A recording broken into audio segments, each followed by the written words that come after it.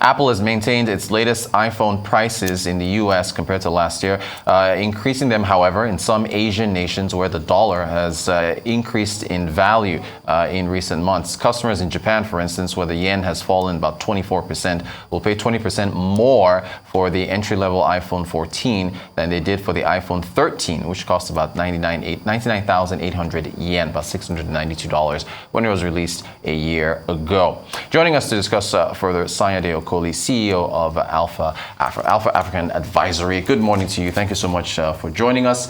I guess before we begin, though, on these tech stories, the Queen has passed. Did you want to, share your thoughts on her legacy? Yes, I guess she's left a vacuum in the hearts of people, not just in the UK, but across the whole world. Yeah.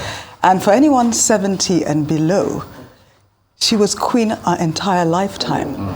So she lived and reigned for so long, most of us can be forgiven for forgetting that she was human and therefore mortal. It's not a surprise, of course, given her age, but then it's still, for a lot of people, is quite significant. Yeah. It's a historic moment. And here's condoling with the entire royal family and the wider British public. Yeah, thank you for that.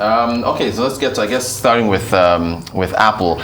What does it say that, if you are an American that lives there, your prices get frozen compared to last year? And I think Apple said it was because of inflationary pressures in the United States. But then for everyone else, price is up. Is that, king dollar, or what how do you describe that? How do you, assess this situation with the iPhone 14? Well, let's put it so, I'm sure these were not decisions that they made carelessly. Because as we've said in the past, a lot of countries, a lot of companies are dealing with very complex issues. So you've got inflation on one hand, but on the other hand, you have a strengthened dollar. Yeah. And coupled with that, you have some other currencies that have weakened, not just against the dollar, but against, in absolute terms, weakened. Yeah. So you can see how, with everything going on in the world, like in Europe, you've got the energy crisis, you've got food security crisis in some places. They've tried to not pass through inflation. Yeah. But then with the currency, it's difficult for them not to have done what they did do. Yeah. And if you think about it, it's some ways speaking to how they feel about the inelasticity of their product. Right, exactly, which is 50% of their sales. Let's look at the challenges facing, the non-US iPhone fans, right? Currency depreciation, rising inflation, and reduced disposable income. However, US customers, they're facing 2 out of 3 of these, right? But is this with currency depreciation, they're not facing that, as you've already mentioned, but they're facing 2 out of 3. But still, it seems like the currency strength of the dollar looms over the other factors. Is that a product of, American innovation, for US-made electronics, with what we're seeing? Well, to your point, it really is about the dollar. And the reality is, especially in difficult times of turmoil, investors flock towards the dollar because they see it as a safe currency. So at a time like this, people want more dollars, and that essentially strengthens the dollar. Yeah. And if you're in the US, you're earning dollars, you're holding dollars, so your currency is definitely stronger. It is what it is. If we look at these smartphone giants around the world, right? We're talking about Apple now and their iPhone. They're one of the biggest rivals, Samsung, right? That's in Korea. We've got Xiaomi in China, Huawei. All these companies release smartphones. They've got large market share. They create, make billions of dollars that, turns FX earnings for the nation's taxes and so on. When, if ever, can, you know what I'm going to ask, can Africa join this conversation? Well, it depends on what conversation. Well, and I think it's also country by country. Yeah. In reality, should all African countries seek to be replicating and producing smartphones, okay, we're probably not best placed. Yeah. The question is for each country, where do our strengths lie? Yeah. What do we have that other people want?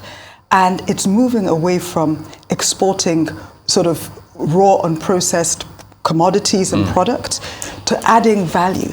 So bottom line is we need to manufacture more, and as you know, for us to be able to manufacture more and at a competitive rate, we need to ensure that the infrastructure deficit is addressed. Yeah.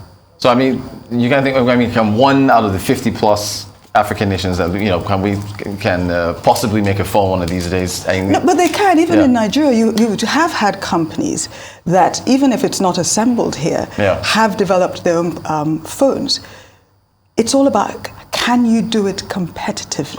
Gotcha. Yeah. That's the That's key. the key question. Yes. Let's move to Bolt. What do you make of the safety features that they've put forward? I think it's interesting because the natural human mind always looks at things from their perspective. So Bolt, I use Bolt as a passenger, and you never stop to think of the drivers and how safe or not safe they feel. Exactly. So reading the story, you think, oh yes, okay, I worry about my safety or my children's safety, etc., and I might share my trip details.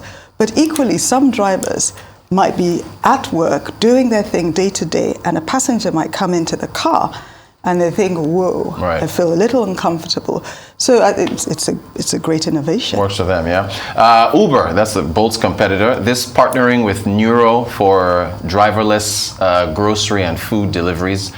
Should it be celebrated or feared with where innovation is going right now? Well, innovation is going, whether or not you celebrate it or fear it. It is what it is.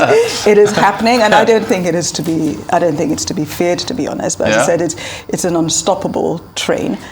Yeah, but what about the jobs? So yes. I paused because you look like, Well, I was thinking about it. I thought, you know what? I'm going to tell my children, guys, skill up, skill up, skill up. It's bottom line, because when I was reading about Neuro, to be honest, it looked so interesting that I wanted to jump back 30 years, to me being an engineer, and go into engineering. So you have more opportunities for highly skilled jobs and less for lower skilled jobs. It's the bottom line. Have you seen the movie I, Robot, Will Smith? You've seen are we getting closer to science fiction becoming what that movie was talking about how many years ago? Well, if you think about it, before anything is formed in reality, it's first developed in the mind. So any sci-fi movie or anything means somebody has thought it up in their minds. Therefore, it can become a reality. It's just a matter of time. Okay, I'll put you on the spot. Would you use a driverless car? Absolutely. And if you would? Well, if you think about it, most of us in some way or the other already use driverless cars because cruise control it's less automated, but it is automated, and fine, maybe depending on where you are in the world, you might not be able to use the full facilities. But if you're driving in Europe or the US, etc., you easily use cruise control, and that's semi-automated. Okay, fine. So brilliant example that you brought up. So because with cruise control, you still have, I don't know, would you take your hands off the wheel if you're using cruise control? You still have your hand on the wheel, and you can still, if you want to. Yeah, but you can trust it to accelerate, to decelerate, etc. Okay, so what I'm asking about is you not even being in the driver's seat at all. So you're in the back or maybe in the passenger side, and you're just completely letting the vehicle move you through wherever you are. Yeah, because if you think about it, if you've sat at the back of a car with somebody else driving, you're already taking a risk because we're humans, right? And we're prone to error. I'm thinking of Lagos drivers right now. exactly. I didn't want to point fingers. We are prone to error. And when you read about the technology of some of these automated cars, they're using radar, they're using all sorts of, sonic, what's near me, they can detect, a bush, an animal, etc., etc. It's not cast iron, but neither am I and neither as drivers. does where, I don't know, we're having this conversation now. I don't know what the world would look like 20, 30, 40, 50 years from now. But I mean, will humans still have control over artificial intelligence? I guess that's where I'm going. I don't want to get into an iRobot situation here where the robots take over the earth. But it just seems like we're getting closer and closer to where we're needed less for control of these things. And you see what Uber and Nuro are doing. Robots delivering you food. There are hotels in Japan where robots come to clean your room and so on and so forth. So, I mean, just can you forecast where we're going? I just had a very cheeky response. Yeah? Turn off the internet, turn off the electricity, and you're in control. And you'll shut them down. Sanyade Okoli, CEO, Alpha African Advisory. Thank you so much for joining us. Always a pleasure having you. You're watching the Global Business Report here on Arise News. We'll have more for you after the break. Do stay tuned.